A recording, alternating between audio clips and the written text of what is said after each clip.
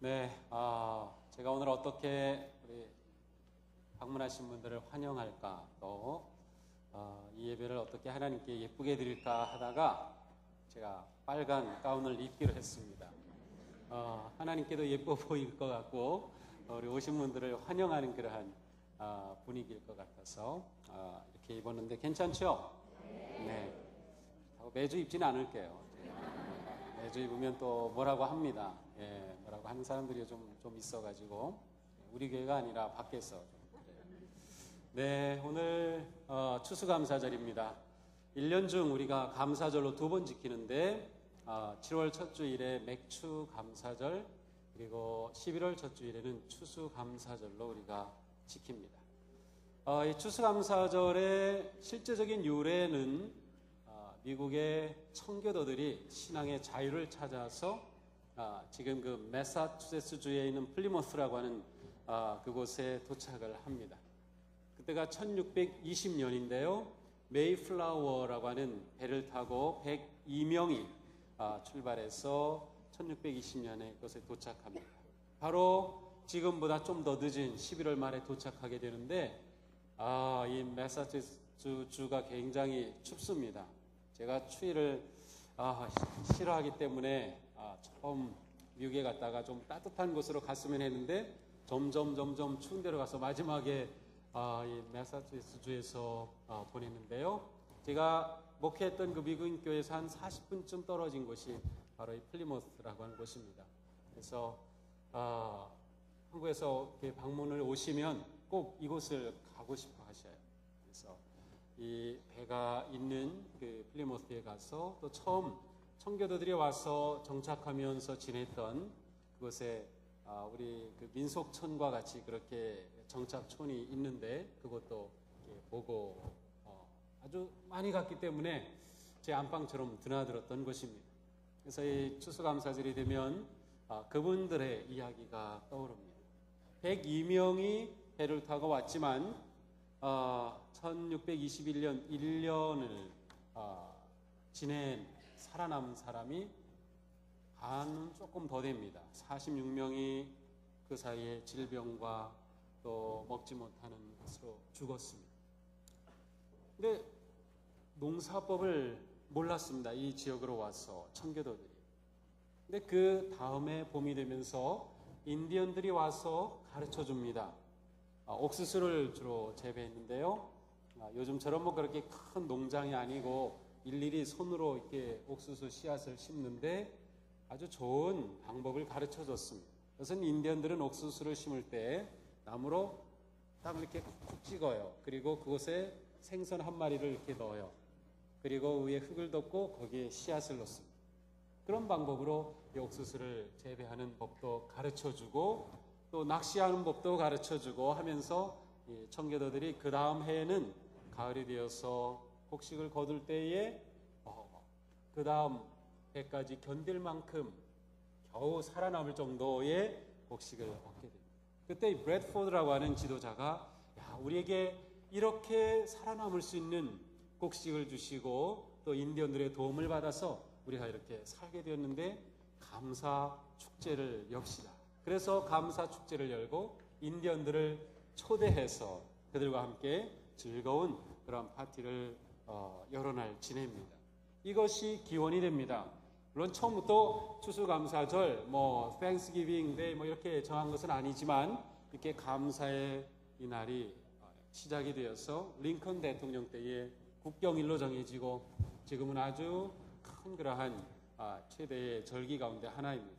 근데 한국에 왔던 초기 선교사님들이 바로 그 전통을 그대로 가지고 왔어요.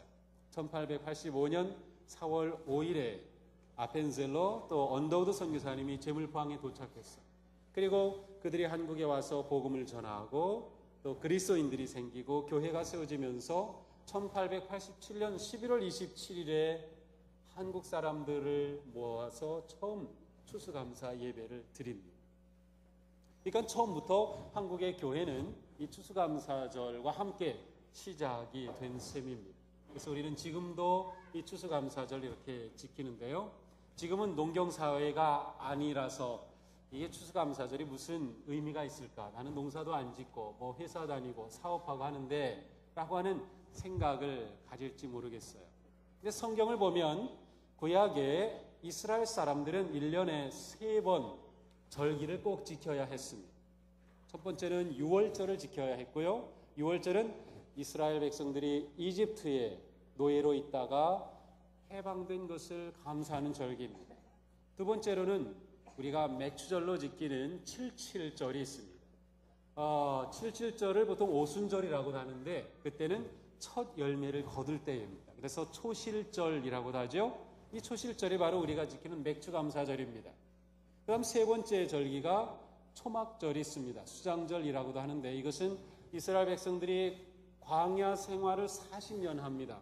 그 기간 동안에 하나님께서 그들을 인도하시고 지켜주시고 보호해 주셔서 가나안 땅까지 올 수 있도록 해주신 그 은혜를 감사하면서 지키는 절기가 바로 이 초막절입니다.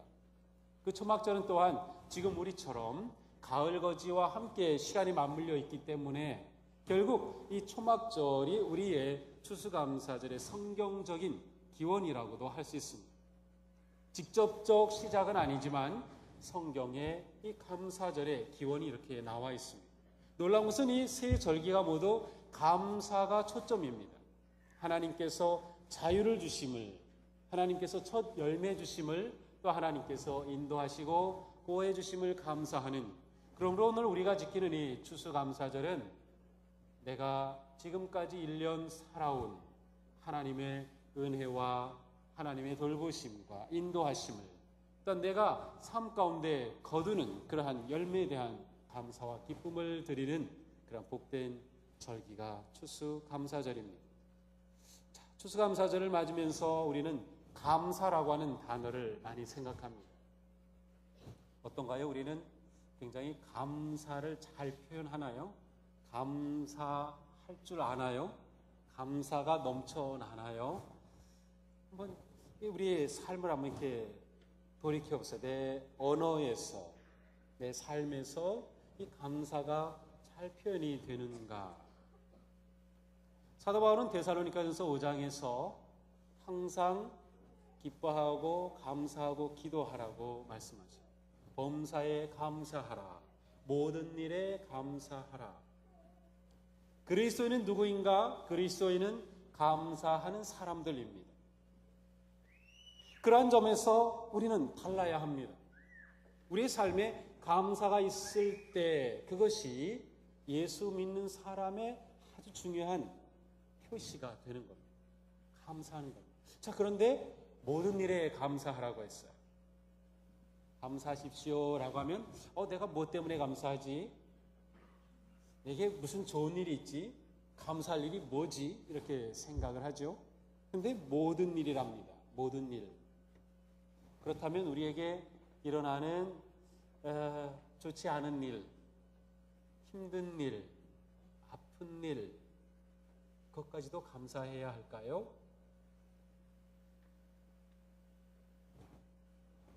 답을 모르겠어요. 성경은 감사하라고 합니다. 모든 일에 감사하라. 자, 우리가 어떻게 모든 일에 감사할 수 있을까요? 그것은 첫째로 모든 것이 하나님께로부터 왔다고 하는 믿음이 있을 때입니다.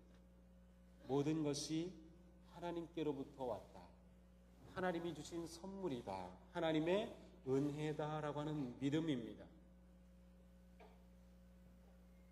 지금 여러분에게서 가장 소중한 게 뭐죠? 가장 소중한 거. 네? 가장 소중한 거. 이렇게 소중한 게 그렇게 많아요? 막 생각을 많이 하고 계신데 우리에게 가장 소중한 건 생명이 아닐까요? 생명이 없다면 아무것도 아니죠. 자, 그런데 내게 이 생명이 어떻게 왔을까요? 내게 생명이 어떻게 주어졌을까요? 내가 존재하는 것 이 자체가 하나님의 은혜고 사랑이라고 하는 것. 아니, 내가 존재하는 이것부터가 내가 쟁취한 것이 아니라 내게 주어진 선물이라는 것. 우리가 가진 모든 것이, 내가 누리는 모든 것이 내가 만들고 내가 얻은 게 아니라 내게 주어진 은혜고 주어진 사랑이고 주어진 선물이라고 하는 믿음을 가지게 되면 그 사람은 모든 일에 감사할 수 있습니다. 모든 일에 감사하는 거죠. 사도 바울은 이렇게 말씀합니다. 그대가 가지고 있는 것 가운데서 받아서 가지지 않은 것이 무엇이 있습니까? 모두가 받은 것이라면 왜 받지 않은 것처럼 살아갑니까? 우리가 모든 것을 하나님으로부터 받았다라고 하는 믿음을 가지게 되면 우리는 감사하는 마음을 가질 수밖에 없습니다. 오늘 본문 3절에 시인은 노래합니다. 여호와가 우리의 하나님이신 줄 너희는 알지어다. 그는 우리를 지으시니요 우리는 그의 것이니 그의 백성이요 그의 기르시는 양이로다. 이것은 무엇을 말합니까? 내 모든 것이 다 하나님의 것입니다. 제 생명도 제 존재도 제가 가지고 있는 것이 다 하나님의 것입니다. 하나님은 목자이시고 저는 양과 같습니다. 하나님의 돌보심으로 저는 살아갑니다. 하나님의 공급하심으로 저는 살아갑니다. 그러므로 감사합니다 라고 하는 고백입니다. 구약 성경에 하박국이라고 하는 선지자가 있습니다. 자, 이 선지자의 고백을 볼까요? 무화과나무에 과일이 없고 포도나무에 열매가 없을지라도 올리브나무에서 딸 것이 없고 밭에서 거두어드릴 것이 없을지라도 우리의 양이 없고 외양간에 소가 없을지라도 나는 주 안에서 즐거워하련다. 나를 구원하신 하나님 안에서 기뻐하련다. 주 하나님은 나의 힘이시다. 나의 발을 사슴의 발과 같게 하셔서 산등성이를 마구 치닫게 하신다. 열심히 일했습니다. 근데 무화과나무에 열매가 맺히지 않았어요. 포도나무에 포도가 맺히지 않아요. 올리브나무에 올리브 열매가 맺히지 않아요. 밭에서 얻을 소출이 없어요. 우리의 양떼가 없어요. 외양간에 소가 없어요. 그런데 선지자는 고백합니다. 나는 주 안에서 기뻐하련다. 나를 구원하신 하나님 안에서 기뻐하련다. 하박국은 그에게 없지만 그 상황에서 하나님께 기뻐하고 감사합니다. 자, 이것이 감사하는 모습입니다. 모든 일에 범사에 감사하는 모습입니다. 우리는 감사하려고 하면 자꾸 조건을 생각합니다. 내가 감사할 일이 뭐야? 내가 감사할 이유가 뭐야? 내게 없는 것이 자꾸 보이죠. 그러나 감사하는 마음이 오히려 우리의 마음을 또 우리의 눈을 새롭게 해줍니다. 그래서 감사하게 되면 우리가 행복해집니다. 많은 사람들은 내가 행복하면 감사하겠다고 합니다. 그런데 우리는 거꾸로 살아야 합니다. 감사하면 행복해진다고 믿는 것입니다. 그리고 실제로 감사하면 우리의 삶이 복됩니다. 이게 믿음의 길입니다. 행복해야 감사한다고요? 그러면 행복하지 않으면 감사하지 않죠. 이것은 무엇을 말하냐면 감사가 조건적이라는 겁니다. 상황과 조건에 따라서 감사하는 겁니다. 자, 그런데 하나님은 분명히 우리에게 모든 일에 감사하라고 했습니다. 상황과 조건을 초월한 감사를 명령했습니다. 그렇다면 우리가 모든 일에 감사한다고 하는 것은 내가 감사함으로 내 삶이 복된 삶이 되기 때문에 하나님께서 우리에게 그와 같은 명령을 주신 거예요. 우리를 하나님은 만드셨고 하나님은 우리를 지으셔서 우리의 모든 것을 완벽하게 아셔요. 그리고 우리가 진정 복된 삶을 살 길을 아셔요. 그 하나님께서 감사해 라고 하신 겁니다. 왜냐하면 감사하면 우리가 복된 삶을 살기 때문입니다. 만약 지금 여러분들에게 감사할 이유를 찾아보세요 라고 하면 굉장히 많은 것들을 찾을 수 있을 겁니다. 근데 그것을 정말로 감사하나요? 감사를 표현하나요? 감사하다고 하나님을 찬양하며 기도하며 하나님을 경배하나요? 우리는 많은 경우 그냥 지나칩니다. 아니, 오히려 우리는 불평할 것들을 자꾸 봅니다. 없는 것을 봅니다. 이지선 양이라고 잘 아시죠? 화상을 입었던 그 예쁜 자매가 있어요. 유아대학교 4학년 때 전신에 화상을 입고 온몸이 일그러지고 손가락도 다 문드러졌어요. 2개밖에 남지 않았어요. 근데 이지선 양이 저는 없는 8개 손가락을 보지 않고 내게 주신 2개 손가락을 보고 감사합니다. 이게 그리스도인의 감사. 없는 거를 카운트하지 마세요. 난 이게 없어. 난 이게 부족해. 난 이래. 그래서 불평이 자꾸 나오죠. 불평과 감사는 친구가 될 수 없습니다. 불평이 일어나면 감사는 작아집니다. 감사가 높아지면 불평은 작아집니다. 근데 감사를 높이려고 하면 없는 것을 보는 것이 아니라 있는 것을 보는 겁니다. 감사의 마음, 감사의 태도를 우리 안에 기본적으로 가지는 겁니다. 이게 믿음의 생활입니다. 하박국은 하나님으로 인해 감사했습니다. 우리가 믿는 자로 감사하는 이유는 하나님의 사랑이, 하나님의 은혜가, 하나님의 능력의 팔이 나를 잡고 계시기 때문입니다. 내가 지금 어려운 상황에 있어도, 내가 실패했어도, 사업이 망했어도, 모든 일이 잘 안 되어도 구원의 하나님이 나를 잡고 계시기 때문에 감사합니다. 그러니까 감사의 차원이 다른 겁니다. 내게 좋은 일이 났을 때 감사하는 것은 누구나 하죠. 사실 누구나 하는 건 아니에요. 감사할 줄 모르는 사람 너무도 많아요. 근데 그것은 기본적으로 다 그렇게 생각을 합니다. 그러나 우리에게 좋은 일이 아니라 하더라도 그때에도 감사한다고 하는 것은 우리에게 감사의 마음이, 감사의 태도가 있을 때입니다. 태도는 그 사람의 모든 것을 결정합니다. 내가 모든 일에 감사할 거야 라고 하는, 나는 모든 일에 감사로 반응해 라고 하는 감사의 태도가 우리를 감사하는 사람으로 만들고 감사가 우리를 복된 존재가 되게 하는 것이죠. 사도 바울은 빌립보서에 반복적으로 쓰는 표현이 항상 기뻐하라, 기뻐하라, 기뻐하라입니다. 그러나 그때 바울은 사실 감옥에 갇혀 있었습니다. 그러면서 내가 이렇게 갇혀 있습니다. 나 불쌍히 여겨주세요. 하나님, 제가 복음을 전하다 이렇게 갇히다는 게 무슨 말입니까? 라고 불평하지 않았어요. 오히려 그는 그 속에서도 성도들에게 감사하라고 격려하며 감사하는 삶이, 기쁨의 삶이 진정한 성도의 삶인 것을 말씀하고 있는 것입니다.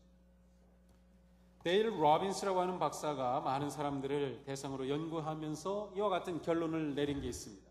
나는 사람들이 문제가 있어서 불평하는 것으로 생각했다. 그러나 내가 깨닫게 된 것이 있는데 그것은 사람들이 불평하기 때문에 문제가 생긴다는 것이다. 이것도 감사와 똑같은 겁니다. 좋은 일 있으면 행복하면 감사하는 게 아니라 감사하면 행복해지는 것처럼 사람들이 문제 때문에 불평한다고 생각했는데 불평하니까 문제가 생긴다라고 하는 걸 봤다는 거예요.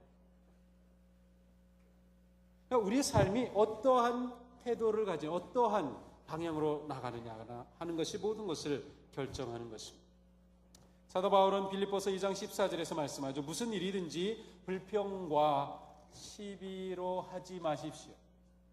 그러면서 15절에 그리하면 여러분은 이 세상에서 별과 같이 빛날 것입니다. 빛나는 인생, 기쁨이 넘치는 인생, 감사하는 인생은 불평이 낮아지고 하나님의 섭리와 하나님의 인도와 사랑과 구속의 은혜에 대해 인정하고 감사를 표현할 때 우리 인생이 이와 같이 완전히 다른 인생이 되는 거예요. 우리는 불평 쪽이 강한가요? 감사하는 쪽이 강한가요? 사실 이게 불평할 마음 먹고 보면 불평할 게 너무 많아요. 근데 또 감사할 마음 갖고 보면 감사할 게 많아요. 그러니 내 삶의 행복은, 내 삶의 복은 나에게 달려있다. 그리고 하나님은 감사하면 그 삶이 하나님 앞에 복된 존재가 됨을 가르쳐 주시는 겁니다. 자, 그러므로 우리가 감사할 때 우리 인생은 변합니다. 감사가 인생을 바꿉니다. 감사는 인생이 놀라운 인생으로 변화가 되는 것입니다. 우리나라에서 한 기관에서 조사를 했습니다. 부부들에게 당신은 행복하십니까? 근데 불행하게도 25%만 행복합니다라고 말했어요. 75%는 행복하지 않습니다라고 말했어요. 그래서 또 물어봤어요. 행복하지 않은 사람들에게 왜 부부 생활에 행복하지 않나요? 했더니 놀랍게도 서로가 감사하다는 말을, 서로가 소중한 존재라고 하는 것을 표현해 주지 않기 때문이라는 거예요. 내가 이렇게 하면 당연한 거로 여긴다는 거예요. 감사는 그 말만 들어도 행복해질 수 있는데 그걸 못해서 불행해진 부부가 그렇게 많다는 거죠. 감사가 우리를 변화시켜요. 감사가 우리를 복된 존재로 만들고, 감사가 우리를 세상에서 승리하는 사람들로 만들어갑니다. 자, 세계적으로 성공한 사람들을 조사했습니다. 당신이 성공한 이유가 무엇입니까? 15%는 제가 실력 있고 탁월해서 성공했습니다 라고 말했어요. 85%는 제가 성공한 가장 중요한 이유는 좋은 관계 때문입니다. 그래서 또 물어봤어요. 그 좋은 관계는 무엇이 그렇게 만드는 것입니까? 제가 감사하는 마음을 가졌기 때문입니다. 내가 회사를 경영할 때 일하는 모든 회사원들에게 감사하는 마음을 가졌습니다. 내가 이 회사에 입사했을 때 상관에게 감사하는 마음을 가졌습니다.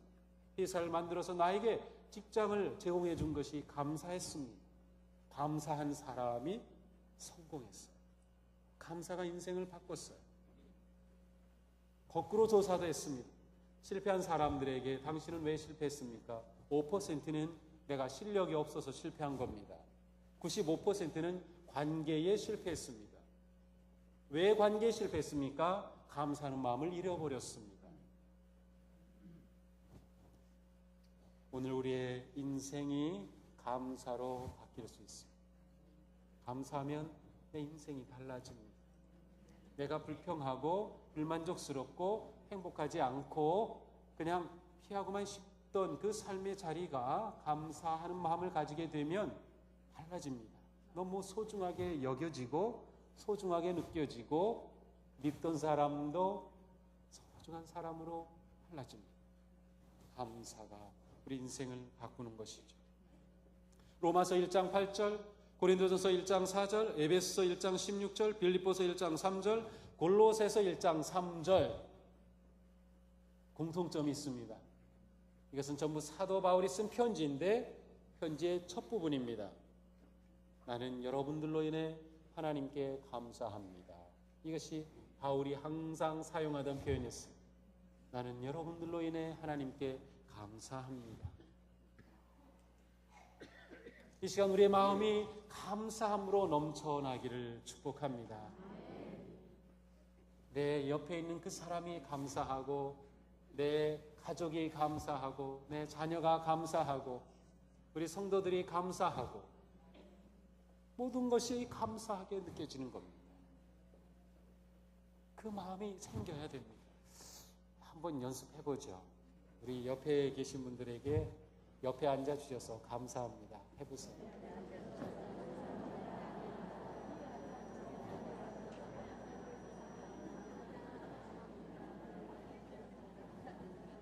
아유, 진작할 걸 그랬어요. 갑자기 분위기가 달라졌어요. 그렇게 행복하세요? 네. 감사하다는 말이 우리를 그렇게 바꾸잖아요. 지금 여러분 엔돌핀이 팍 올라갔어요. 지금 암세포 싹 죽어요, 지금. 이게 보통 일이 아니에요. 감사하는 겁니다. 감사하는. 이 한 주간 감사하다는 말을 입에 좀 한번 달아봐요.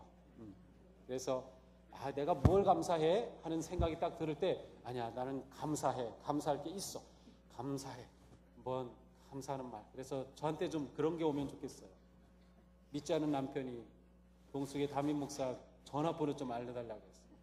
전화를 해서 목사님 저 아무개 남편입니다. 아유 그러세요? 무슨 일이세요? 대체 무슨 일이 지난 일요일에 있었습니까? 제 아내가 좀 이상해졌어요. 뭐 잘못됐나요?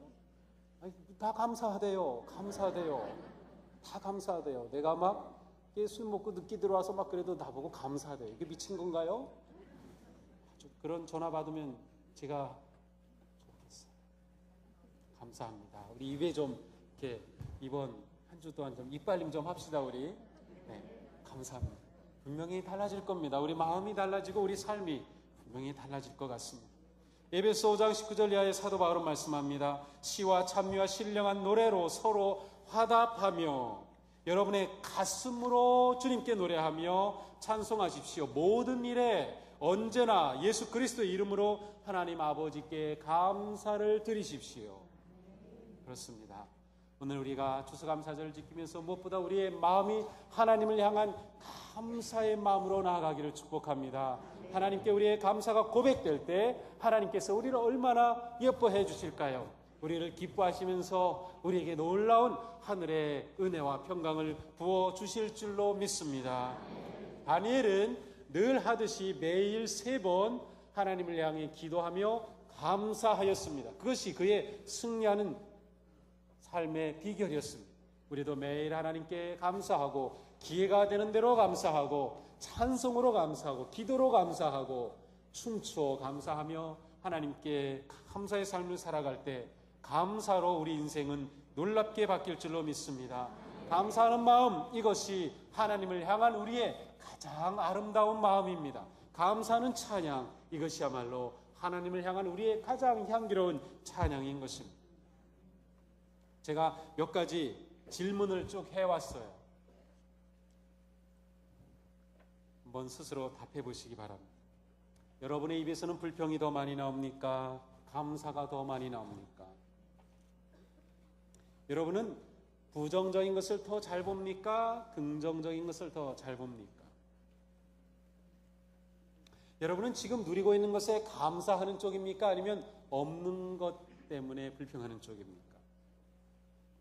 여러분은 하나님이 주신 복을 세는 것이 더 쉽습니까? 아니면 없는 것에 불만을 가진 것이 더 쉽습니까? 여러분을 가장 잘하는 사람이 여러분을 평가할 때 감사하는 사람으로 평가할까요? 불평하는 사람으로 평가할까요? 감사하는 사람, 복된 사람, 은혜로운 삶, 하나님께서 기뻐하시는 영광스러운 삶이 될 줄로 믿습니다. 감사로 하나님의 은혜를 누리고 감사로 서로를 복되게 하고 감사로 영광스러운 삶을 승리하는 우리 모두가 되기를 주님의 이름으로 축복합니다.